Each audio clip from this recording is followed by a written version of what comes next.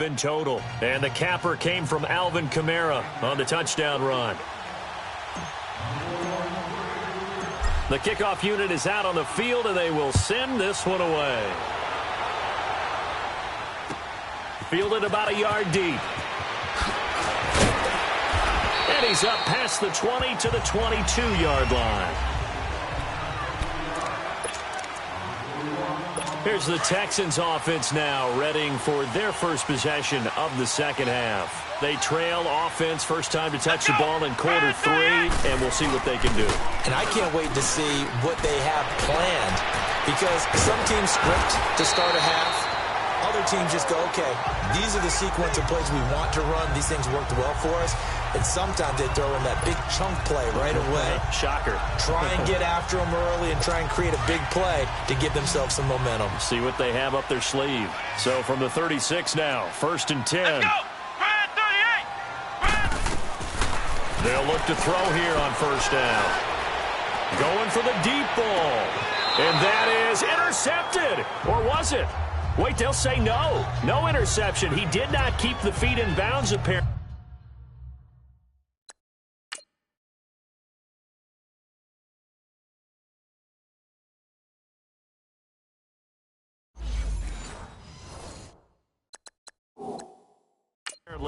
So that's just going to be an incompletion. So the ref takes a peek here, wants to see if the receiver had.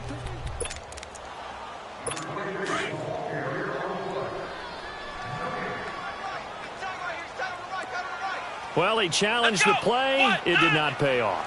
And that means he lost a timeout in that challenge. And as a coach, you hate that. Don't know if you took the advice of the player. You threw it yourself, but it didn't go your way. At the end of the day, it all comes back to the head coach. He has the final determination on whether to actually challenge the play or not. In this case, it didn't pay off for him. And that's got to be so heartbreaking. You throw that flag, you probably feel really confident, and then all of a sudden, boom, you lose the challenge. Yeah, when you take a look at it, you're throwing that flag because you believe you're going to be right. And when it comes back the other way, you have to regroup. He'll drop to throw. Complete, he finds Bray. And nothing but daylight ahead. Touchdown, Houston. Cameron Bray, his 6th touchdown of the season. And the Texans are in for 6. When they drew that up, I don't think they envisioned it ending in a house call, but he got it and took it all the way home. Really impressive run after the catch, wasn't it? That was really special by him. But let's face it, in today's NFL, those tight ends are often former wide receivers or maybe even sometimes bigger running backs. They just put them in a position to get a great matchup and make plays like that. The offense and Alvin Kamara heading back onto the field. He's up over 100 yards, and he'll be looking to get in the end zone again. Has a tremendous nose for it, doesn't he? The ability to pile up yardage and find the end zone, that's the combination you want in your runner. Yeah, the combination any coach wants, and we'll see if he can find that end zone once more. And he's able to plow forward up to about the 29, just shy of the 30. When you find that kind of yardage, you couldn't be more confident as a ball carrier. And guess what? You're going to go back and tell your offensive coordinator, I'd like to keep carrying it, thank you. They run it again with Kamara. And they get him down, but not before he takes it across the 40-yard line. Indianapolis moving the chains there on a gain of 12. It looks way too easy right now. 2 carries, 2 straight first down runs. The eyes are carrying the legs to the proper hole, but they're being created by an offensive line that has the leverage game going for them right now. Lower than the defensive front, creating space, and he's finding it in a big way. Gotta love what they're doing on offense right now. And he'll get up near the 45. They'll spot it at the 44. The completion good for 3, and it's 2nd down. The goal of a wide receiver screen is get enough blockers in front to create a wall and let him pick his spot to run the football. How about the defense there, swarming to it and not allowing that to happen? Did not let him get downfield. They'll run it now out of the gun. And taking it across midfield and inside the 45. Indianapolis moving the chains there on a gain of 12. And he continues to pile up the yardage. That puts him over $150 now. And this defense has really had its problems trying to keep him contained. So after the run by Kamara, now another 1st and 10. Now Wilson on 1st down. Buying time to his left. And he'll slide down to avoid the contact. Nice work to get 7 out of that, and it's second down. Partner, he was going through his progressions. Not there, not there. After about the third one, he decided he better pull it down and run for it. And he slides down and avoids the hit for good measure. They'll run it now out of the gun. And he'll go down, and that will do it for the third quarter of action. Some good games going on in the early window. This might be the best of the bunch. They'll run it now out of the gun. He's to the 10. Escapes the defender. Another big gainer that time. This one goes for 19 yards. Another carry for their leader and a good one. It's crunch time. They'll need him to continue to be productive in both the run and passing game in order for them to try and snatch a victory. Square left. 18. Let's go, 14.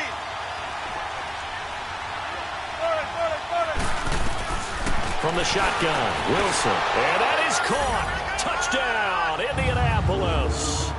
Making a hat trick for Russell Wilson. 3 touchdown passes now. And the Colts have taken the lead here in the fourth. So from 3 scores down, these guys have fought all the way back to grab the lead. And I'll just tell people what happened when they went up 3 scores. I wrote on your paper 2 words, game over, and now I'm eating those words. I was wrong. A little salt, a little pepper, goes down pretty easily. I will admit when I make a mistake. Well, it looked like it was going that way. This is one of those paging Frank Reich moments, and I can't believe I just brought that up, because Frank Reich at Maryland in college did it to my Tennessee Volunteers, and that was a big reason why my team lost. Sounds like you still harbor some pain from that game. You know, we still got a little time to work it out with the doctor. And movement here by one of the Texans up front. In comes the flag. False start, offense. Expect this from the visiting team when playing indoors, but not the home team. They're supposed to get all the advantages, right? The home crowd's supposed to help them. They forgot where they were, perhaps. Out of the gun, they'll look to throw. And his throw's going to be incomplete. Curtis Samuel, the one he was looking for. And it's second down. I think you put just a little bit too much heat on that one. When you throw it to the outside, you do have to be careful because you got to keep it away from the defender. But you also have to give your own guy a chance, too. Here we go. What? 90. From the shotgun, he'll look to throw. A dump off to Elliott. And he gets this up just shy of the 30 to the 29 before he's out of bounds. It's a 9-yard pickup on the play, and that'll make it third down. So many times you hear today's NFL described as a space game. Get your best players into space with the football in their hands. That's why sometimes you just swing it out to your runner, get him out in the flat, and let him have a chance to make people miss an open field. Now back to throw. Toward the sideline, he will have the first down. Good catch. He was able to keep the feet in bounds. They get 6 on the pickup there as the drive will continue. And that's how you pick up a first down. Not only does he make the catch, but has enough body control to get his feet down in bounds, toe tapping and dragging to make sure he gets it done. His throw incomplete. Curtis Samuel, the intended target, and that'll bring up second down. And that's one he's got to be happy to have back. There wasn't a hole open in the zone. You'd have to think on early downs like that first down there, need to be a little bit more careful. Yeah, fortunately for him, got a couple more downs to play with. They'll try again from the 36 on 2nd and 10. Come on, let's go. Brad 38. Now he'll look to throw here on 2nd and 10. They'll set up the screen to Elliott. And bulldozing his way through. And he'll go down, but not before getting this inside the 30. A gain of 39 that time. Well, partner, I'm not sure how this drive's going to end, but how about the way they flip field position there? A nice attacking play that picked up a heck of a chunk of yardage. So now then, the big play has him all the way inside the 30 now, 1st and 10. Back to throw now on 1st down. That's Samuel, caught left side. And he'll be brought down at the 21, just shy of the 20 in the red zone. He decided to run a hitch route. It really helped to have a guy who can turn it loose. And, boy, he rifled one in there on that one. Not much run after catch, but it worked really well. Here we go. What? 90. Again, he'll drop to throw. Over the middle, complete to Samuel. And he'll take it down here just shy of the 15 at the 16-yard line. That catch good for 5. It's 3rd down. I know many people like to throw to the tight end, maybe in a little flexed out position because he creates mismatches with his size. But slot receivers do the same thing with their quickness, their speed, and their route running savvy.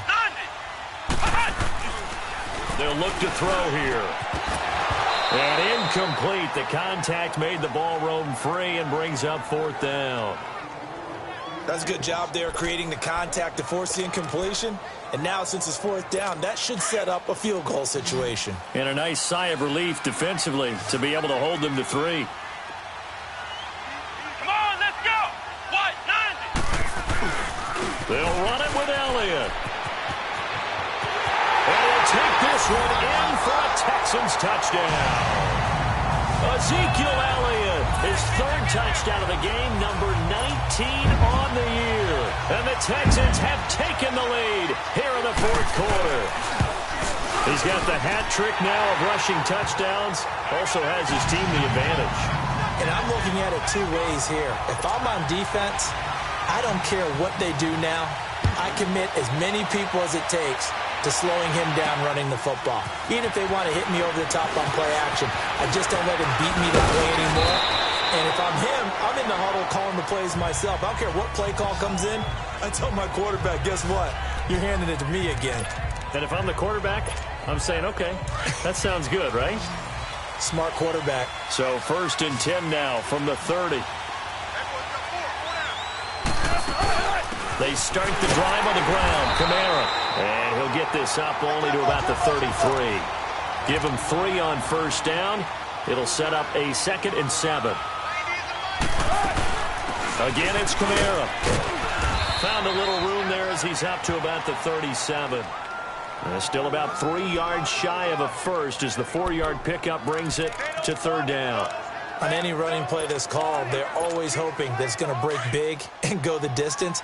But when you get a nice game like that, you're able to do so many things anyway. You can come back and run essentially the same play again, continue to move the ball on the ground, or you can decide to throw the ball now because usually you have the defense back on its heels. Indianapolis moving the chains there on a gain of 12. But sometimes, Brandon, there's just not a secret to how things get done. He's been running well all game long, and they continue to rely on him in this key situation. They told us they were going to rely on him. They have. He comes through there, a big 3rd down conversion. They'll run with Michel, and he goes across midfield and down into Houston territory. A gain of 3, 2nd down.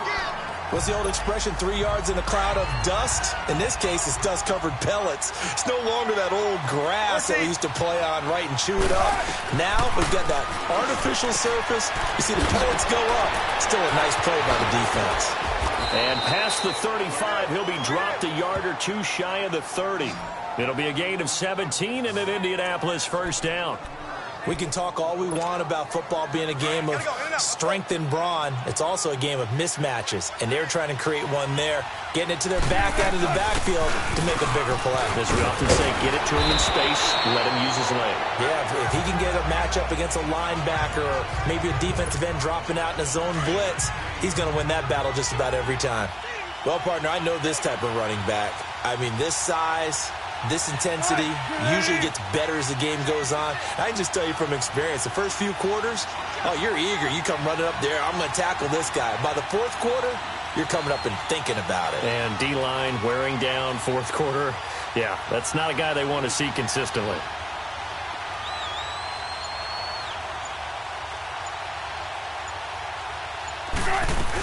And it's Michel once again. And he'll get it down this time to the 17. It's a pickup of 6 and good enough to move the chains. Oh, that's one to warm the hearts of all those old-school football players, isn't it? Tough, hard, gritty run, got behind his pads, bowled over a few people. Look at that one, right up the gut. Saw it through 3 quarters, no reason to lighten up now. So the Colts in possession of the football as we get you reset. And let's see what they've come up with offensively after having time to talk it over. And he's going to fight his way forward here for a modest gain. 5 yards on the carry. Good pickup on 1st down. I like it. I like the call. Still an opportunity to run the football and chew up a little more time off the clock. Don't take forever, okay?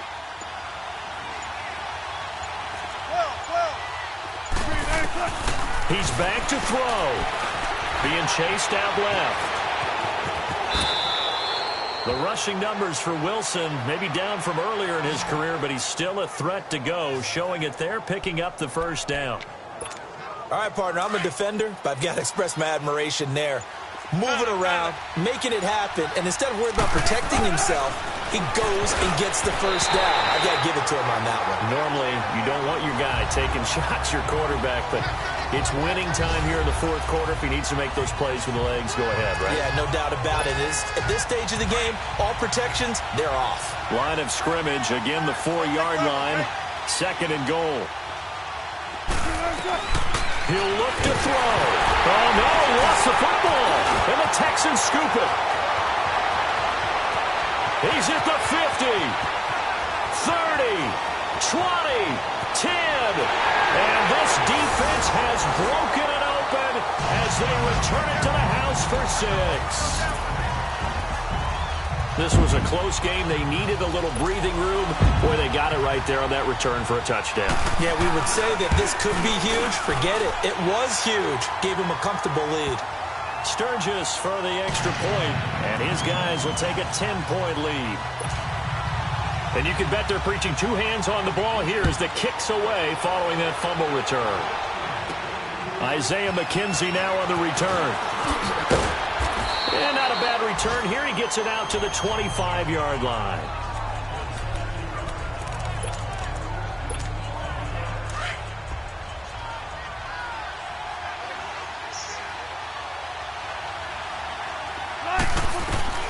Now Wilson. And this is intercepted, and that should do it. Picked off by Jason Verrett. Fighting to stay upright inside the 10. Just a little bit of a rough stretch. 6 interceptions now in these last 2 weeks combined. I know the easy thing is to go back to mechanics, footwork, things of that nature. I'm also wondering, is he getting fooled by what he's seeing on defense? Has the scouting report changed? Are they showing him things different than what he expected? For the 2nd week in a row, he's throwing it to the guys in the wrong color shirts. Yeah, he better figure, whatever the reason is, he better figure it out. Well, I know at points in this when you wanted to close your eyes because of all the...